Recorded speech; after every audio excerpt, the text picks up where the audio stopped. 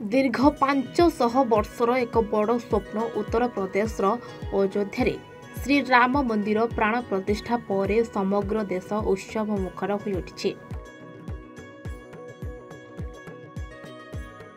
देशर समस्त मठ मंदिर धार्मिक अनुष्ठान रे विभिन्न आयोजन कार्यक्रम करा जाउथवा बेले सुंदरगढ़ जिला बणाईगढ़ अंचल रे बड़ धूमधाम रे श्री रामंको प्राण प्रतिष्ठा दिवस को पालन करा जायछि।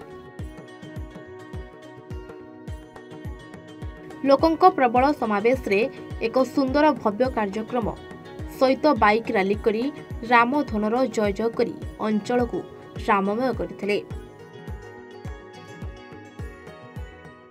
जय श्री राम मुन्ना सिंह देव समग्र भारत रे आज राम आमर जो अयोध्या को आसीचंती तांकर प्राण प्रतिष्ठा होची अयोध्या रे समग्र विश्व आज तांकर प्राण प्रतिष्ठा दिवस मनाउची।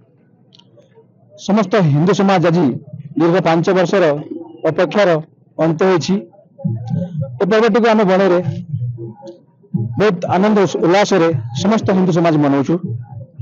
प्रभु श्री राम आज अयोध्या विराजमान होती से बहुत बहुत खुशी। जय श्री राम। भारत माता की जय। वंदे मातरम। मो भरत कुमार महांतो समाज सेवक और गौरक्षक।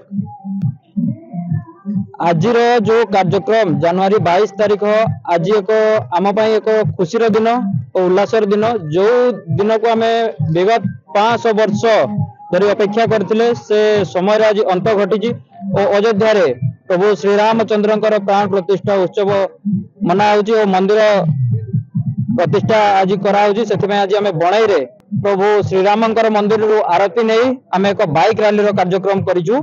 शांतनु कुमार दास बीजेपी जिला युवा मोर्चा सभापति। आज जो प्रभु रामलालांकर आज राम मंदिर प्रतिष्ठा दिवस रे आमर हिंदू भाई भौणी माने आज खुशीर माहौल बणे अंचल रे खेली जाइछि। ताहा आपण दृश्य देखि पारुथिबे जे प्रभु रामलालांकर आज बाइक रैली एबे हबो बणे रे। एहाटू बड़ी खुशीर कथा और किछि न। बणाईरू हेमंत पात्र रिपोर्ट ए वन ओडिशा।